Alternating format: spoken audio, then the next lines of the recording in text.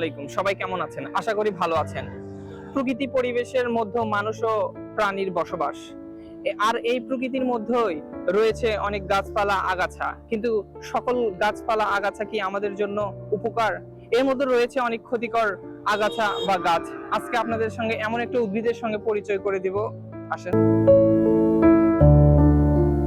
আমার পাশে যে ছোট ছোট উদ্ভিদগুলো দেখতেছেন, এর নাম হচ্ছে পার্থেনিয়াম, যা পরিবেশে থেকে মানুষ ও প্রাণীর ক্ষতি করে। এগুলো সাধারণত বাড়ির আশেপাশে, রাস্তাঘাটে, ফসলি জমিতে, অনাবাদি জমিতে মূলত এর জন্মায়।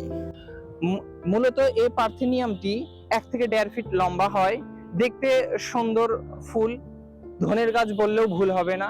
চিকন সবুজ পাতার মধ্যে সাদা ফুলগুলো আকর্ষণীয় করে তোলে, কিন্তু এই সুন্দর আকর্ষণীয় ফুলগুলোই আমাদের জন্য অত্যন্ত ক্ষতিকর। আর এই পার্থেনিয়াম মূলত এর উৎপত্তি স্থল হচ্ছে মেক্সিকোতে। মেক্সিকোতে প্রথমে এই গাছটি দেখা যায়, তারপরে আস্তে আস্তে ছড়িয়ে পড়ে America, Australia, New Zealand, West Indies, Bharat, Pakistan, চীন, বাংলাদেশ সহ বিভিন্ন দেশে ছড়ে পড়ে। মূলত এই গাছটা যে ক্ষতি করে, গবাদি পশুগুলো যদি এই খাবার, এই গাছটা, আগাছাটা খেয়ে ফেলে, তাহলে ওর গবাদি পশুর শরীরটা ফুলে যাবে, বদ হজম হবে, অ্যালার্জি তৈরি হবে। আবার যদি এই গবাদি পশুটা যদি আমরা জবাই করে খেয়ে ফেলি, গোস্তটা খেয়ে ফেলি, তাহলে যে ভাইরাসে আক্রমণ হয়, সে ভাইরাসটা মানুষের শরীরেও ঢুকে পড়বে। এই গাছটার আয়ুকাল 3 থেকে 4 মাস। এর যে ফুলগুলো দেখছেন, এই ফুলগুলো থেকে বীজ হয়। সর্বনিম্ন একটা গাছ থেকে 4,000 থেকে 25,000 পর্যন্ত সর্বোচ্চ এরা বীজ দিয়ে থাকে। এর আয়ুকাল হচ্ছে 3 থেকে 4 মাস। এর বীজগুলো কিভাবে ছড়ে পড়ে? কাদামাটি, গবাদি পশুর গোবর, তারপরে সেচের পানি, বাতাসে, লোকজন হেঁটে গেলে জুতা স্যান্ডেলের তলায়, এর বীজগুলো অতি ক্ষুদ্র হওয়ায় এর বিস্তার এত দ্রুত বেড়ে যায়।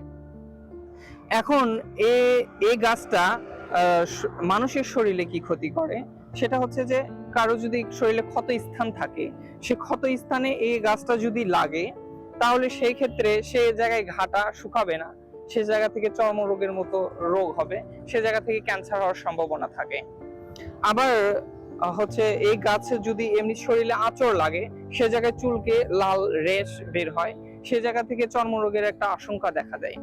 আবার এর যে সুন্দর ফুলগুলো দেখতেছেন, এই সুন্দর ফুলগুলো বাতাসের সঙ্গে মানুষের শরীরে নাক দিয়ে প্রবেশ করে, তখন শ্বাসকষ্ট হয়, হৃৎপিণ্ডে প্রবলেম হয়, তারপরে ক্যান্সারের সম্মুখীন হয়।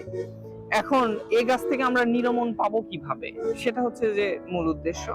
আমরা করতে পারি স্প্রে করে, ঘাস নিধনের যে স্প্রে আছে সেটা দিয়ে স্প্রে করে, লবণ স্প্রে করে, আর বাড়ির আগাছা যেহেতু বাড়ির আশেপাশে হয়, তাহলে আমরা এই ফুল ফোটার আগেই গাছটা কেটে মাটিতে পুঁতে দিব।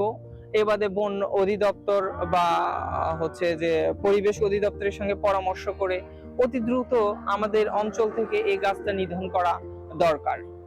তাই আমরা এই গাছটা সবাই দেখি, চিনি, আর এই গাছ সম্পর্কে জানি, এই গাছ থেকে সচেতন হই। আমরা সবাই সুস্থ থাকি, ভালো থাকি। আল্লাহ হাফেজ।